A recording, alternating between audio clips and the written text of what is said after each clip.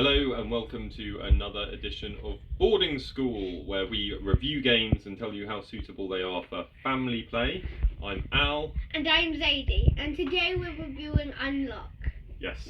Unlock is a series of escape room style games that you can play in your very own home. There's 3 different games in this one. This is the first ever Unlock game that they made. There's now lots of different ones, but this is, I believe, their first one. There's the Formula, which is kind of entering a secret laboratory. There's Squeak and Sausage, which is kind of a fun, like a slightly more child-friendly one, involving a kind of mad scientist and a mouse grabbing a sausage.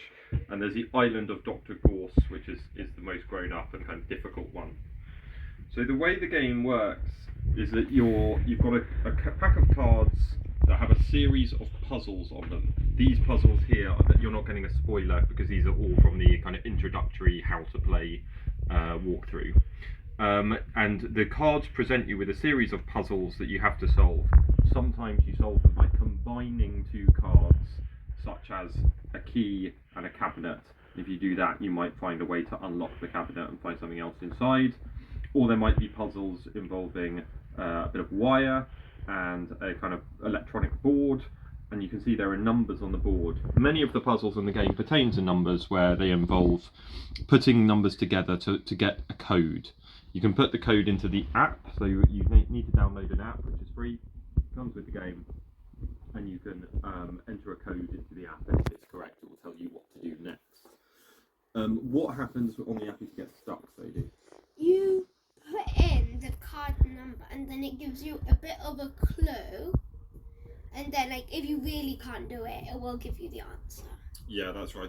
One of the most useful things about the app is it comes with clues which are quite helpful, because often the puzzles do get quite tricky. Certainly for one adult and one child doing it, we wouldn't be able to do it without any clues at all. It does get quite hard. And in fact, the final puzzle, the Island of Dr. Goose, the implication is that multiple adults would take part in it, because you're supposed to split into 2 teams.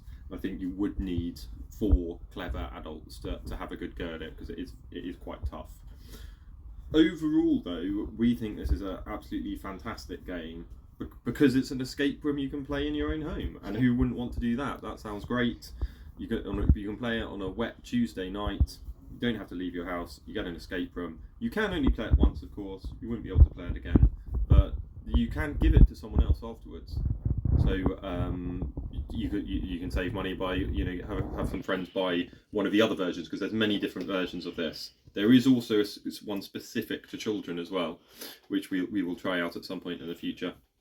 So it's useful for that reason. Is there anything we don't like about it? Well, because when it gets really hard, it's really hard, and then sometimes because you have to find hidden numbers and letters, but they make it really, really, really, really, really hard. Yeah, so part of the game is that there's hidden images with it. There's hidden parts of the images, sometimes hidden numbers, so you do have to look at them very closely. It doesn't always come very obviously, which is why it helps to play with lots of people if you can play with a couple of other people, because someone will spot something that you couldn't spot.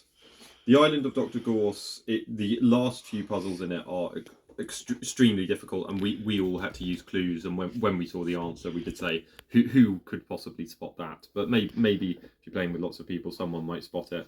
The other thing I just wanted to say is the Island of Dr. Gorse, it's got a neat little feature where at the start of the puzzle you're supposed to separate into 2 teams and not talk to each other, to represent the fact that you're 2 teams of people who are in a different part of the island. And then later on I think you can obtain a way of speaking to each other, like a radio or something, and that you can start speaking to each other, but you can't give each other objects because you're not on the same part of the island. And I thought that was a really fun way of doing it. I'm not sure how many people would do it religiously and not say a single word to each other. I think we did cheat a little bit and we did speak to each other, but I thought it was a neat little feature. So overall, we would thoroughly recommend the Unlock games. We do think they're suitable for children. Zadie's 9. We think it's suitable for her. Ideally, a slightly easier one would be perfect. So I imagine with all the other Unlock games out there, you can look them up and see how difficult or easy they are. So if you've got kids, go for the easier ones, obviously.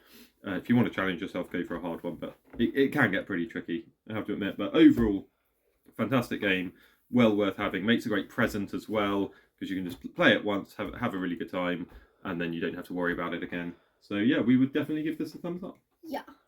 Thank you.